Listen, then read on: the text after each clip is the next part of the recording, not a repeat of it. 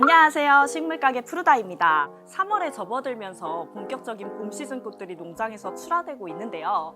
봄하면 생각나는 아름다운 꽃나무들이 많이 있는데 오늘 2024년 올봄 트렌드 식물 3가지를 같이 한번 심어보도록 하겠습니다.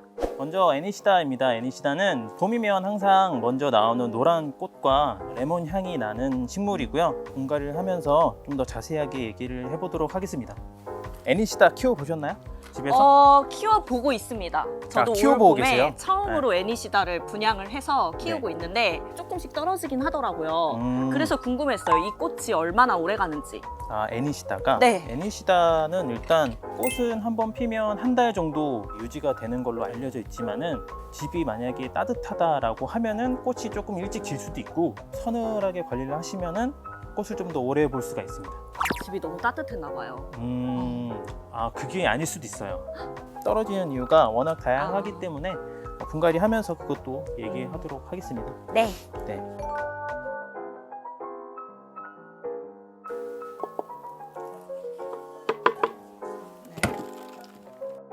이렇게 빼시면 네. 뿌리가 많잖아요. 꽉 찼네요. 네. 분갈이 하실 때 뿌리를 너무 많이 털게 되면은 뿌리가 조금 약하기 때문에 잎이 우르르 떨어지거나 꽃이 우르르 떨어질 수가 있습니다.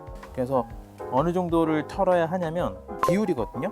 이 위에 있는 잎과 뿌리에 있는 비율, 이 비율이 맞아야 돼요. 그래서 털기보다는 아예 뿌리를 그냥, 잘라주는. 요만큼만. 네. 그리고 이렇게 자르고 털고 하는 것도 지금 날씨가 좋은 봄이기 때문에 가능한 거고요. 겨울이나 너무 더운 여름이나 이럴 때 하시면 좀 더 영향이 많이 간다는 거. 그리고 밑에 뿌리를 잘랐으니까 위에도 좀 잘라주는 거예요. 비율을 좀 맞춰야 되니까. TR율이라고 하죠. 예. TR율. 네. 그러면 애니시다 같은 경우에는 흙배합을 어떻게 하면 될까요? 흙배합은 배수가 너무 잘 되기보다는 대부분 실내에서 키우시니까 일반 상토에 펄라이트.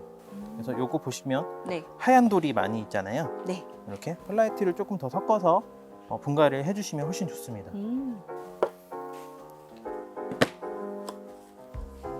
제일 중요한 거는 근데 네. 식물을 실내에 들였을 때 이 네. 싱그러운 상태를 유지할 수 있냐는 거잖아요. 네네. 애니시다는 그런 관리법이 어떻게 돼요? 제일 중요한 점은 햇빛과 바람이겠죠. 애니시다가 야생화예요. 들풀이거든요. 이게 광활한 평지에서 자라는 식물이기 때문에 햇빛이 오래 머물 수 있는 곳에 두고 키우셔야 하고 바람이 제일 중요하기 때문에 환기를 하시지 못한다면은 선풍기라도 틀어주시는 게 좋습니다. 그래서 빛과 바람이 제일 중요하다.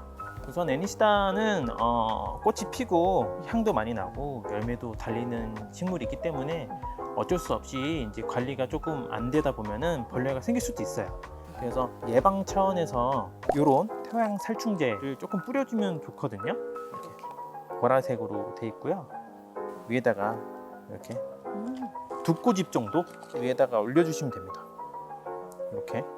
근데 애니시다는 내년에 꽃을 많이 피우려면은 가지치기를 하는 방법이 또 있다고 하더라고요. 네네. 그래서 언제 어디를 어떻게 잘라야 하는지를 좀 알려주시겠어요?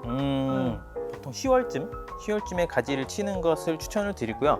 가지치기 하는 거는 애니시다는 딱히 정해진 건 없는 것 같아요. 그냥 동그랗게 자른다. 율마 자르듯이. 가지치기는 왜 해야 할까요? 그러면은 가지치기는 네. 꽃이 지고 나면 남아있는 꽃대를 잘라줌으로써 네. 이제 다음 해의 꽃을 보기 위해서 네. 그런 게 아닐까요? 그죠. 그걸 저온 처리라고 하죠. 저온 처리하는 방법은 온도가 제일 중요합니다. 온도는 10도에서 15도 정도가 유지가 되는 곳에 이제 두시면 되는데요. 빛을 그러면 못 보게 되는데 어떡하나요? 라고 했을 때는 겨울에는 성장을 좀 멈추기 때문에 강한 빛보다는 빛이 조금 줄어들더라도 괜찮습니다. 그리고 네. 꽃을 많이 피우기 위해서는 봄부터 가을까지 햇빛을 충분히 받아주는 게 좋거든요.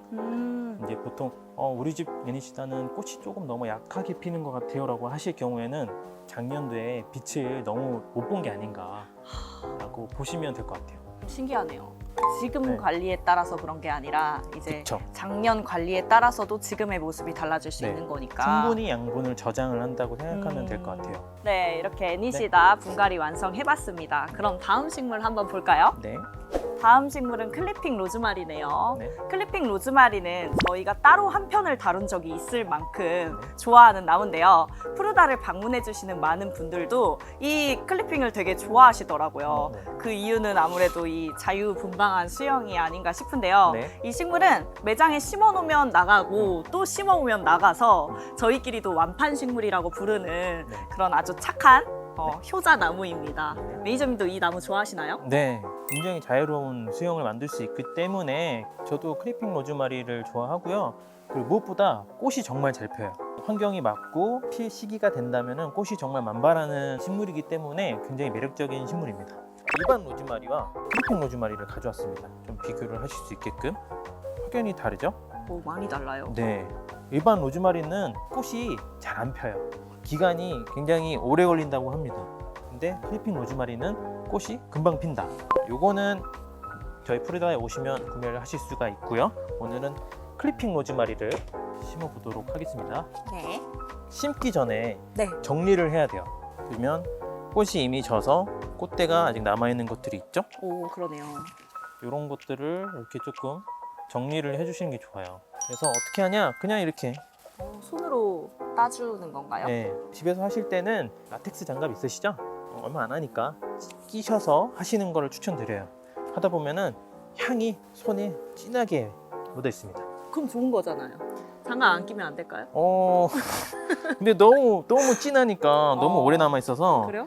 뭐 좋은데. 좋으면은 그냥 하세요. 네. 네, 안 끼고. 네. 알겠습니다.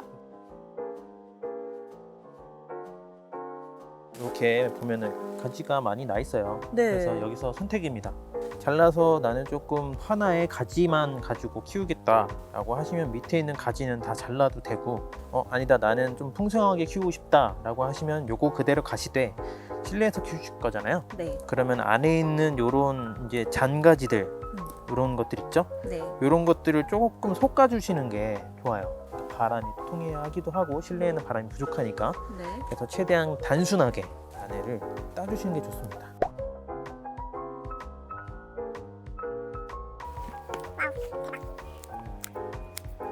그리고 요거를 심어놓고 판매는 하지 않고 이게 어떻게 변하는지 그런 모습을 좀 담아 보도록 할게요. 분재로도 로즈마리 하는 거 아시죠? 네. 분재를 오래 하셨던 분한테 로즈마리를 어떻게 해야 되냐라고 물어본 적이 있어요. 그때 그분이 이렇게 말씀하시더라고요. 로즈마리도 향나무 키우듯이 강하게 키워야 한다. 실내에서 키우는 식물은 아닌 것 같다라고 얘기를 하시더라고요. 그런 거 보면은 정말 실내에서 키우기보다는 베란다나 선풍기라든지 이런 부분들을 맞춰주면 수월하게 키울 수 있지 않을까. 그리고 흙은 분재에 쓰는 저곡토와 동생사와 마사가 섞인 흙을 준비를 했습니다. 이렇게 작아졌을 때는 상토를 쓰게 되면 스프레이가 썩을 수도 있으니까 환기가 정말 잘 되도록 이렇게 심으시면 되는데요. 지금 이런 저곡토랑 동생사 이제 마사로 하는 이유가 뭘까요? 배수가 좋게 하기 위해서가 아닐까요? 배수가 좋게 하는 이유도 있고, 제가 생각하는 가장 좋은 장점은 이렇게 했을 때 물을 주고 나면은 마른 게 보여요. 아, 그쵸? 네. 네, 물을 주는 게 어렵다, 기간을 맞추기 어렵다라고 하시는 분들은 이렇게 하시면 이렇게 겉흙이 말랐을 때마다 물을 주시면 되거든요. 그런 장점이 있다라는 거. 네. 완성. 네, 이렇게 해봤습니다. 예쁘네요. 너무 진짜- 잘랐나 싶기도 하지만 아니에요. 저는 예쁘다고 생각합니다. 조금 더 자라주면 더 네. 예뻐질 것 같긴 하지만 그쵸? 지금 모양이 괜찮은 것 네, 같아요. 여기서 이런 애들이 살짝 이렇게 아래로 약간 처진다는 흘러내려주면. 느낌을 주면 훨씬 예뻐지지 않을까 하는 음. 생각으로 만들어봤습니다. 네, 최고예요. 화분이랑도 너무 찰떡입니다. 네. 그러면 다음 식물 볼까요? 네. 다음 식물은 훤칠한 키에 감성적인 잎이 거실 공간을 아주 느낌 있게 채워줄 것 같은 그레빌레아입니다. 네. 그레빌레아는 좀 네. 그리너리한 생화 소재로 많이 사용되는 식물인데요. 플로리스트가 사랑한 나무라고 알려져 있죠. 그레빌리아는 저도 좋아하는 식물인데요. 뭔가 매력적이지 않나요? 네. 뭔가 잡초 같은데도 뭔가 라인을 살려주면 확 달라질 수 있는 식물이라는 게 되게 매력적인 식물인 것 같아요. 맞아요. 올봄 트렌드 인테리어 식물로 완전 추천합니다. 요거는 야생화인가요? 네, 그레빌리아도 호주, 뉴질랜드에서 사는 야생화이고요. 실내에서 키울 수 있습니다. 근데 이제 햇빛이 오래 머무는 곳에 두시는 것을 추천을 드리고요. 그 네. 외에는 딱히 이렇게 관리를 할 필요는 없는 것 같아요. 얘는 근데 꽃을 제가 본 적은 없거든요. 네, 무슨 색이에요? 그레빌리아 꽃은 빨간색으로 피고요. 소재로 또 많이 나오는 꽃이거든요. 보시면 아실 거예요. 강크시아라고. 아, 네, 알아요. 네. 깃털처럼. 그쵸? 네. 되게 치충식물처럼 꽃이 이렇게 피는데 맞아요. 매력적인 꽃입니다.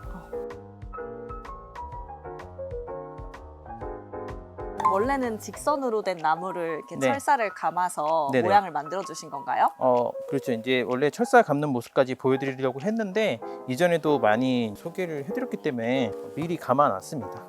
푸르다 홍콩 야자편과 황칠나무 편을 보시면 철사거리 자세하게 보실 수 있습니다. 키우시다 보면은 하시는 질문이 있는데 이제 그레빌리아가 너무 커버리면 어떻게 해야 되냐? 그냥 놔둬야 하나라고 하시는 분들도 계시거든요. 네. 그럴 때는 이제 위를 잘라주시면 됩니다. 여기 이렇게 얘도 이렇게 위를 커트한 거거든요. 아, 그러네요. 여기 잘린 게 보여요. 네. 네네. 이렇게 위로 자라는 애가 커트를 해서 밑에 겹가지가 나와서 두 개의 줄기가 생긴 거거든요. 이렇게, 네네. 이렇게. 그래서 나는 좀 다시 작게 키우고 싶다라고 했을 때는 과감하게 뭐 이 정도를 밑에를 자르시면 다시 겹가지가 나옵니다. 이번엔 검은색으로. 블랙은 어디든 잘 어울리는 것 같아요. 너무 작은 알갱이돌을 쓰면은 이제 흙을 네. 다 덮어버리니까 근데 네. 이렇게 조금 중간돌을 쓰니까 네. 흙이 다 보여요. 네네. 그래서 물마름 체크할 수 있을 것 네, 같아요. 그렇게 하시는 게 더 많이 도움이 될 것 같습니다. 네. 식물 키우시는 게. 너무 예쁘게 완성했습니다. 오늘은 이렇게 세 가지 식물을 심어봤고요. 이 외에도 푸르다에 오시면 많은 식물들이 있기 때문에 방문해 주시면 될 것 같습니다. 네, 푸르다는 365일 화원을 개방해두기 때문에 편하신 시간에 발걸음하셔서 내 취향에 맞는 식물과 화분을 매칭해서 데려가시면 좋겠습니다. 그리고 고르신 식물은 전문 가드너가 정성껏 분갈이를 해드리고 있습니다. 네, 그러면은 다음 주 금요일 3시에 더 유익하고 좋은 영상으로 찾아뵙도록 하겠습니다. 안녕.